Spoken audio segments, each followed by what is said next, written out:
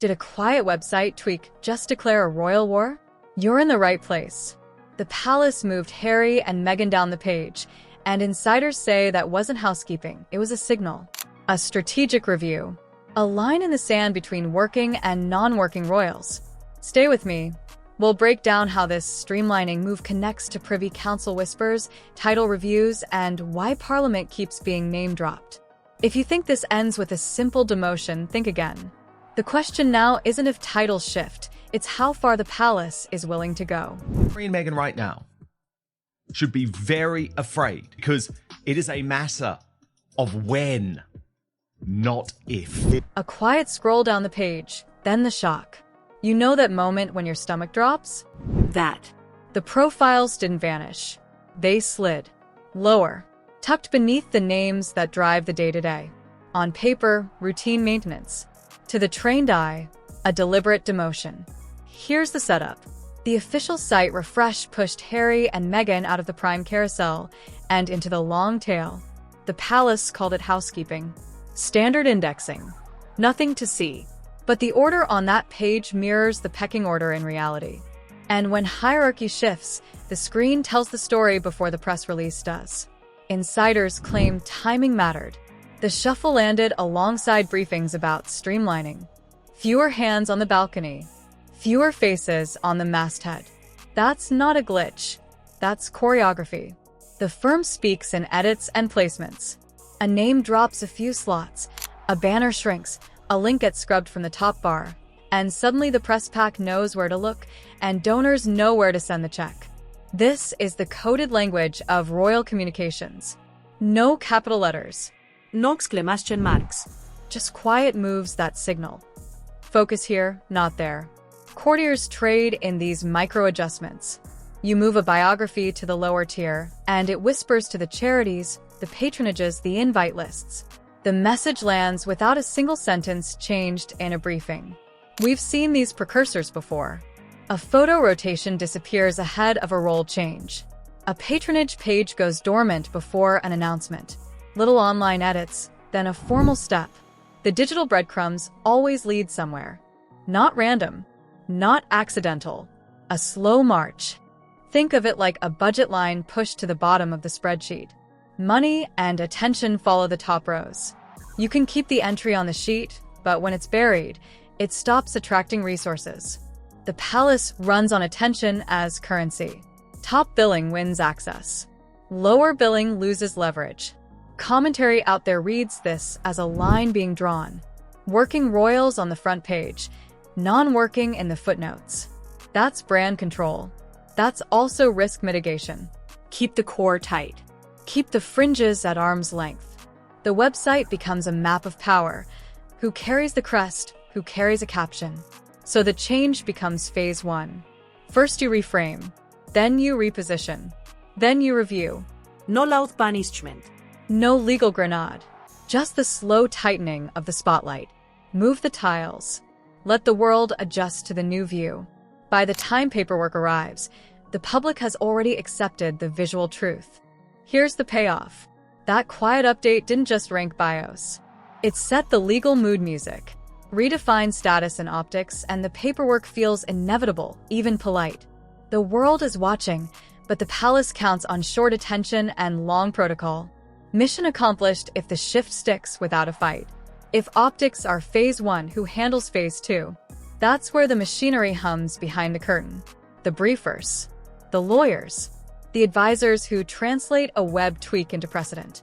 And that's where the whispers turn into rules. Meghan and Prince Harry are facing the grim prospect of a royal revolution. Experts believe we'll see them stripped of their... Here's where it all starts to crumble, when a family chat morphs into an institutional agenda. You think it's a tense call between relatives, a few calm words, maybe a promise to revisit later.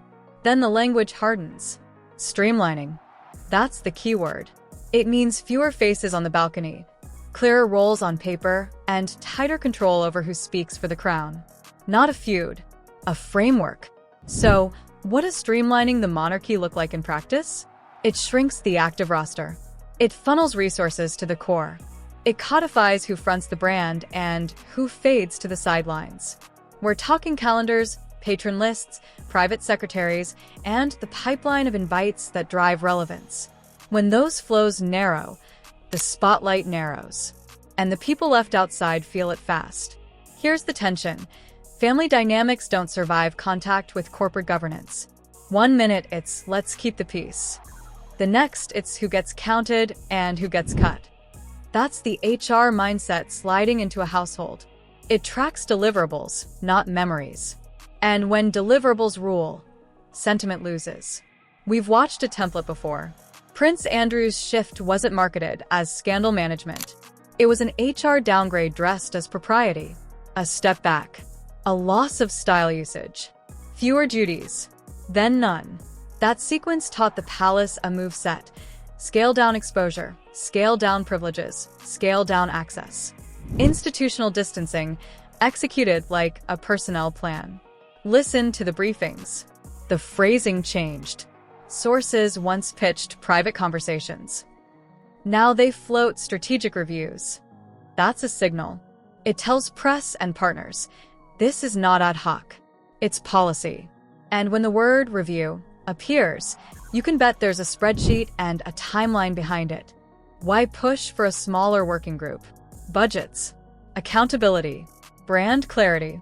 A tight circle lets the institution measure output and standardize tone. Fewer variables, fewer fire drills. That makes donors calmer and departments cleaner. You can manage a message when you can count the mouths. But the risks are sharp. Cut too deep and you trigger backlash. Claims of cruelty, overreach, power plays. Cut too soft and the crown looks weak, indecisive, reactive. That tightrope is brutal. Every adjustment lands like a verdict. Every silence reads like consent. Soon, streamlining becomes code for what it is, structured exclusion. Not a door slammed, a corridor shortened. You're still in the building, but your keycard stops opening certain rooms. No lauda non cement. Just access denied, one door at a time. Now connect it back to the quiet website shift. That's onboarding's mirror image. It's step 1 in corporate-style offboarding. Start with visibility. Reduce top billing. Let the ecosystem adapt.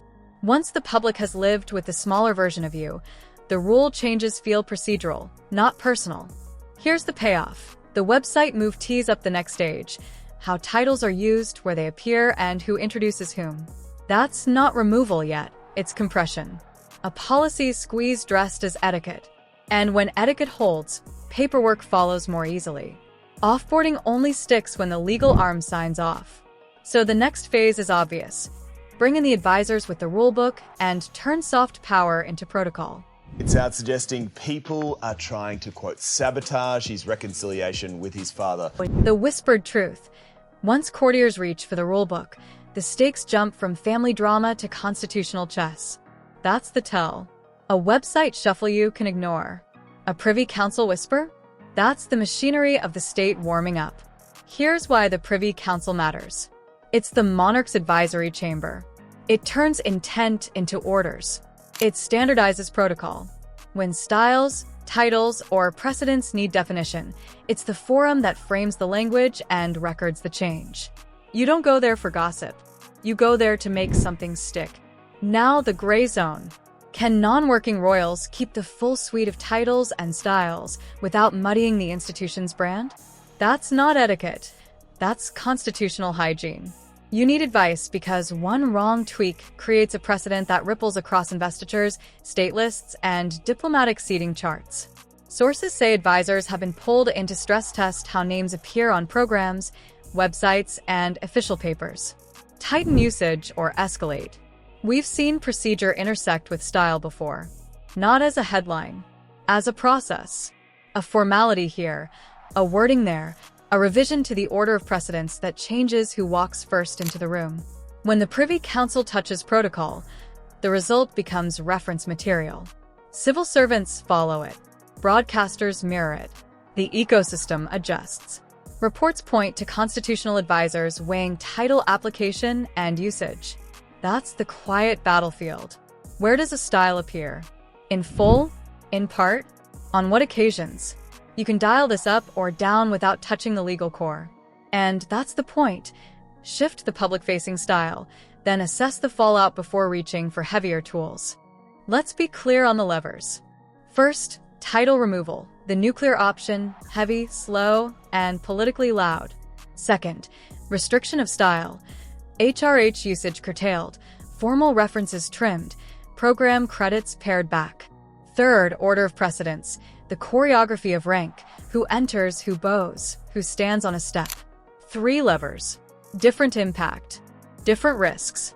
Think of it like a studio decision. The actor stays on the poster, but loses top billing. They're still visible, just less valuable. That's how you limit the commercial halo, without inviting a brawl over rights. The firm knows that PR strategy. The audience feels the downgrade, even if the contract still exists. Legal caution favors incrementalism. Adjust usage first. Update styles in communications. Reorder precedents at events. Track reaction. If the blowback is manageable, you pause. If confusion lingers, you escalate. It's risk management done in steps, not swings. And each step, once logged, becomes a line others will cite later. So, why bring in the Privy Council? Simple.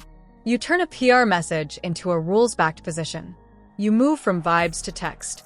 A note in the minutes, an agreed form of address, a precedence tweak. Suddenly, every department has cover. It's not personal. It's protocol.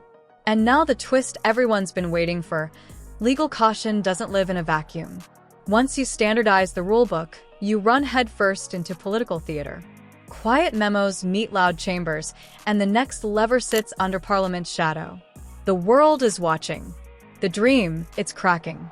What if the palace's polite memo becomes Parliament's loud debate? That's the nightmare scenario. Courtiers love quiet edits. MPs love microphones. Once the topic hits the chamber, you lose control and gain cameras. The whispered truth turns into a televised referendum on the Crown's judgment.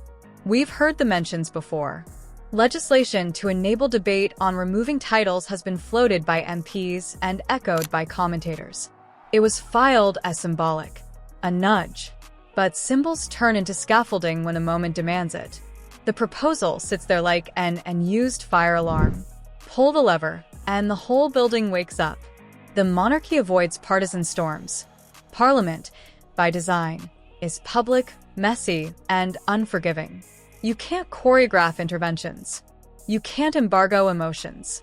Every speech becomes a headline. Every amendment invites a pile-on. And once that door opens, the debate isn't just about 2 people. It's about the future limits of royal privilege. Map the theoretical route. First, advisory review. Lawyers and constitutional hands define the edges. Then a draft framework. What counts as misuse? What triggers review? Who signs off? Finally, potential debate. Committee questions, floor remarks, the works. High risk for all sides. The Crown risks appearing vindictive. MPs risk looking opportunistic. The Sussex camp frames it as a targeted strike. Now, 2022 enters the chat. The proposal talk from that year didn't pass, but it left a breadcrumb trail. Mechanisms exist, or can be revived with a short sprint. That's the quiet threat. Not a blank page, but a template ready to be edited. If pressure spikes, the file reopens. Here's the branding war.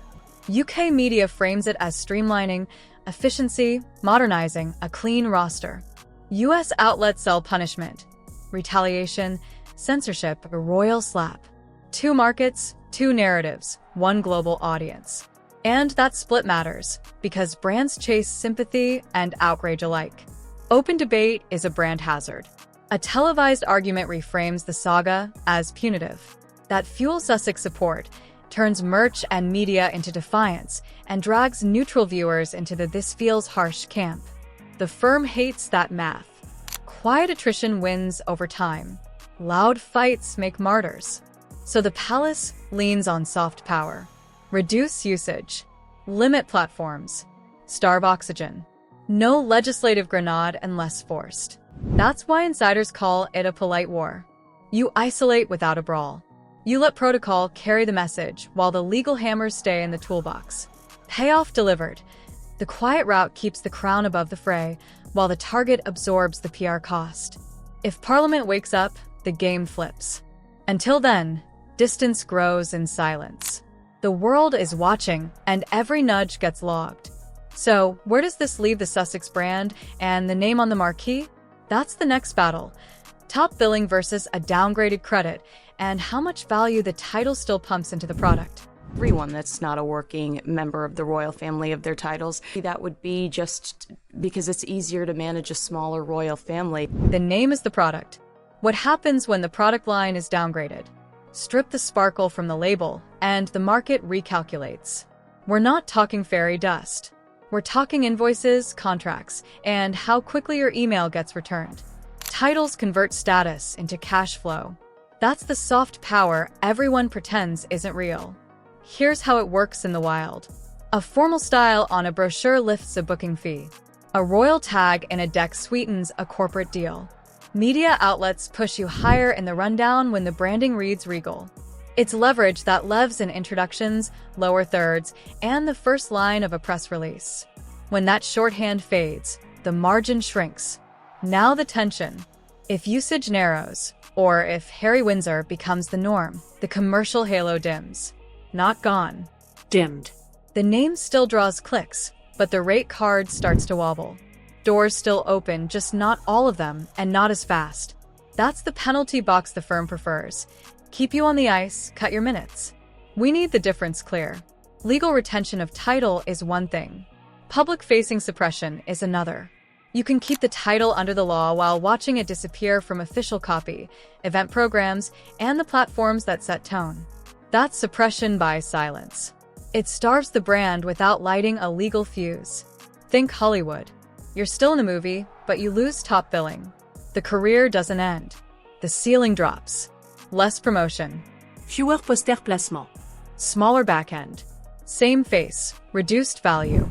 That's how soft power gets rerouted. Brands survive scandal, but they pay for it. Celebrity rebrands do it all the time. Change the name, shift the vibe, rebuild trust. Survivable, yes. Expensive, absolutely. New positioning, fresh messaging, careful partnerships. You spend to regain the ground the old label gave you for free. And then the audience loop kicks in. Perceived punishment can trigger sympathy. Sympathy sells. A slice of the public buys books, streams projects, and clicks headlines as an act of defiance. Short-term spike. But spikes don't equal stability. Sustained value needs institutional oxygen, and that's the supply the firm controls. The palace is betting on time. Quiet attrition beats noisy confrontation. They bank long-term institutional gain over short-term PR flare-ups. Starve the title in official spaces. Let the trend lines cool. By the time any formal step arrives, the market has already adapted to the smaller frame. So here's the payoff. Why might we hear Harry Windsor? Because the palace can shrink the brand's official footprint without swinging the legislative hammer. No courtroom. No televised brawl. Just less oxygen until the market prices in the downgrade. The dream, it's cracking. So, is Harry's reported return to the UK a coincidence or a countermove? Questions here to ask about the future of the royal family. Out of nowhere, a flight home. Coincidence or strategic flair? That's the question lighting up every group chat. He lands just as the sites shuffle and title chatter peak. That timing is loud. You can call it personal. You can call it professional. Either way, it's a move. Here's what lands with force. The return cuts through the drip-drip narrative. You don't fight a downgrade from across an ocean. You show up. Presence rewires the coverage, pulls cameras, and forces schedules to flex. Suddenly, diaries open. Briefings adjust. Even silence reads differently when the person is in the postcode. Is this a family visit or brand defense? Both can be true. A private meeting calms the optics. A visible stop at a charity or a service reframes the story in one shot. We've seen how in-person shifts the tone. A smile outside a gate, a car scene at the right door, a security detail parked where it counts. Those little clues do the talking when statements stay cautious. Timing is a weapon. Returns reset the clock. They invite back-channel chats and make it harder for the institution to finalize decisions without the subject in the room. If you're absent, the agenda moves without you. If you're present, every department has to consider the optics of pushing ahead. That pause is leverage. This is negotiation theater. You build leverage by being visible, by drawing coverage, by creating a sense of momentum. Absence invite TD résolution. Presence creates friction. Sources say the goal here is simple. Slow the rollout, test the lines, and see who blinks first. Even a week's delay shifts the terrain. Now flip to palace calculus. Option 1. Show unity, stage a careful photo, and cool the temperature. Option 2. Hold the line, avoid joint optics, and let protocol speak. Both paths cost something. Unity blunts criticism, but looks like retreat. Distance shows strength, but risks sympathy for the sidelined. Public sentiment is split and supercharged. Outrage on one side, approval on the other. Every post, every headline feeds one camp or the other. That energy is a market force. Brands watch it. Donors watch it. So, do the briefers who feed the morning papers. The world is watching, and micromoves become data points. Who meets? Who doesn't? Who smiles? Who skips? Which car enters which gate? Which event gets a seat, and which doesn't? Each moment gets tallied like a scoreboard. Patterns form. Narratives lock. Here's the payoff. The website demotion was the opening move. A UK return is the counter. Mission accomplished if it buys time, triggers talks, and muddies the pace. But if the machine is already rolling, if the usage rules and precedence tweaks are cued, then the visit becomes a photo op, not a pivot.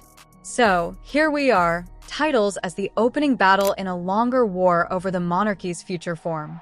Here's the final twist. Streamlining turns a family feud into governance.